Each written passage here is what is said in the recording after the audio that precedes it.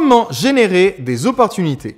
Aujourd'hui, j'aimerais parler d'un sujet que j'aborde rarement parce que je parle souvent du fait que les opportunités qui se présentent à nous, si elles sont trop nombreuses, risquent de devenir des distractions. Et donc, je parle souvent de comment faire le tri parmi ces opportunités. C'était d'ailleurs le sujet de mon podcast de la semaine dernière, les 10 questions que je me pose pour faire le tri parmi les opportunités qui se présentent. Mais aujourd'hui, j'aimerais parler un peu du sujet opposé, c'est-à-dire celui qui fait l'équilibre. Si vous vous lancez, vous vous dites peut-être, mais ok Sébastien, c'est bien gentil de faire le tri parmi 10 opportunités, 100 opportunités, c'est facile quand on est connu et quand on a plein d'opportunités qui se présentent à nous, mais quand on se lance et que tout ce qu'on cherche justement, c'est les opportunités, comment est-ce qu'on fait pour les générer? Eh bien, la réponse se trouve déjà en partie dans la question. Pour moi, les meilleures opportunités ne sont pas celles que le destin nous amène et nous fait tomber du ciel. Ce sont celles où, au lieu d'attendre que la providence nous amène l'opportunité qui vient de frapper à la porte, eh bien, ce sont les opportunités que nous allons chercher par nous-mêmes.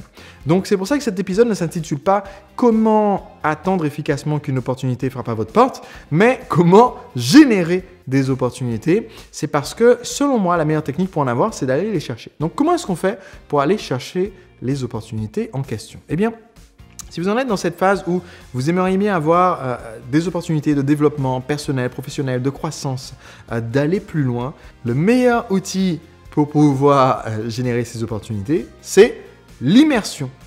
C'est-à-dire se plonger dans l'univers de personnes qui, activement aujourd'hui, sont déjà dans cette ébullition d'opportunités. Et ça va vous aider à vous entraîner à détecter celles qui sont les meilleures pour vous. Donc, la meilleure façon en fait d'être submergé à votre tour par les opportunités, c'est de vous retrouver au contact de personnes qui ont su saisir par le passé des opportunités qui les ont amenés au succès. Autrement dit, c'est d'aller vous mettre en immersion dans un milieu avec des personnes qui ont davantage de succès que vous. Si vous vous lancez, quel que soit le secteur d'activité où vous vous lancez, il existe des conférences, des foires, des salons, des séminaires, des occasions de rencontres.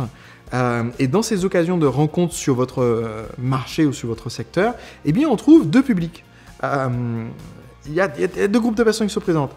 Le premier type de personnes, c'est justement le public, c'est-à-dire les gens qui vont à ces événements en tant que spectateurs. Dans tous les repas de networking, tous les événements, toutes les conférences, toutes les foires, tous les séminaires, il y a un certain nombre de gens qui viennent pour se divertir, pour rencontrer, pour juste être là et écouter un peu ce qui se passe. Mais il y a aussi une deuxième catégorie de personnes.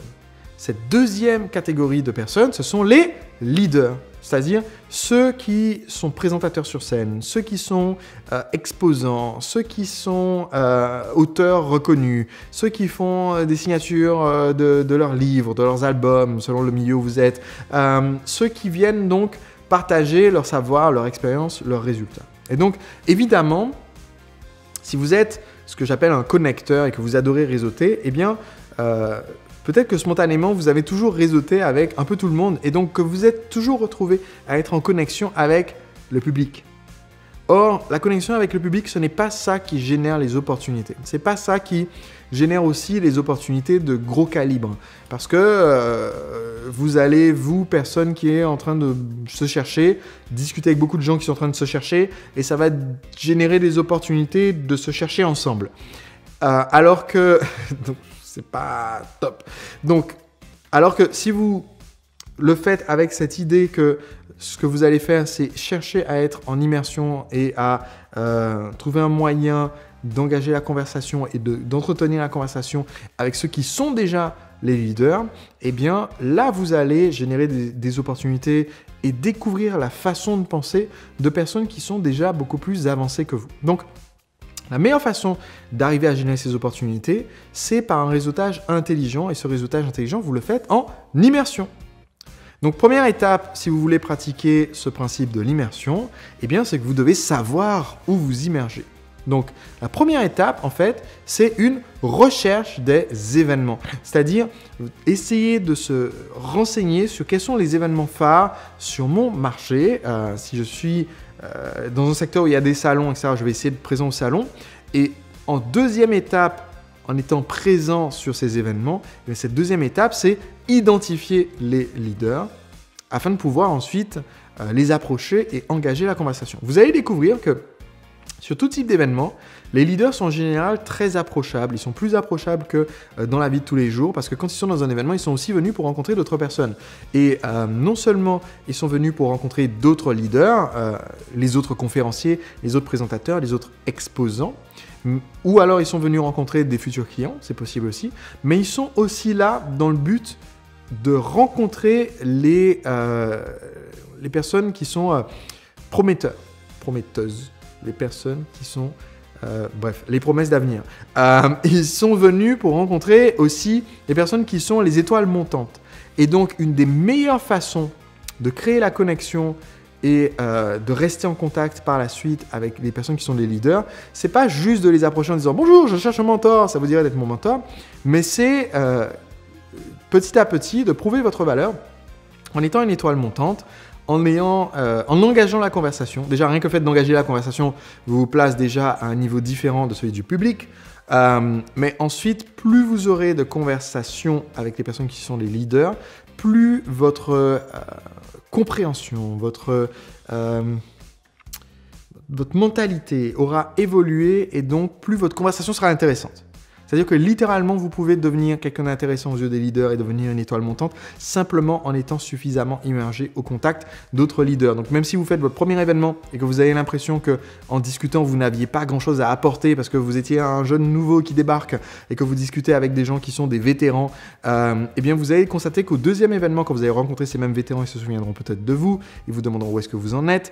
Votre conversation sera déjà plus intéressante, ne serait-ce que parce que vous avez déjà discuté avec un panel de gens plus large. Si jamais vous vous posez la question, mais oui, mais je ne sais même pas quel va être mon secteur, quel va être mon marché, donc je ne sais pas quels sont les événements sur mon marché, puisque je ne sais pas quel est mon marché. Eh bien, dans ce cas-là, mon conseil, c'est de commencer par des événements pour entrepreneurs.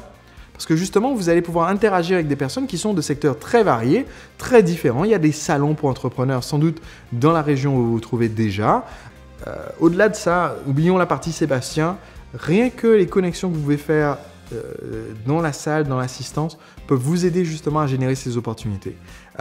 Sur un de mes premiers séminaires marketing en 2011, un des participants dans la salle, Laurent Chenot, était assis en fait à côté de quelqu'un et ils ont découvert qu'ils pouvaient être partenaires et créer un partenariat. Et quand ils ont créé ce partenariat suite à cette rencontre en chair et en os, eh bien, ils ont fait 600 000 € dans l'année qui a suivi et généré après des millions d'euros ensemble de par une rencontre qu'ils ont fait comme ça dans un événement. Donc, si vous voulez être capable de faire ça, eh bien, ma suggestion, c'est venez à des événements comme ça, venez au mien si vous êtes entrepreneur et que vous voulez rencontrer d'autres entrepreneurs et des leaders et commencer à générer des opportunités. C'est la meilleure façon pour qu'ensuite votre cerveau soit à l'affût des opportunités, capable de les reconnaître et capable ensuite de sélectionner les plus enrichissantes pour vous.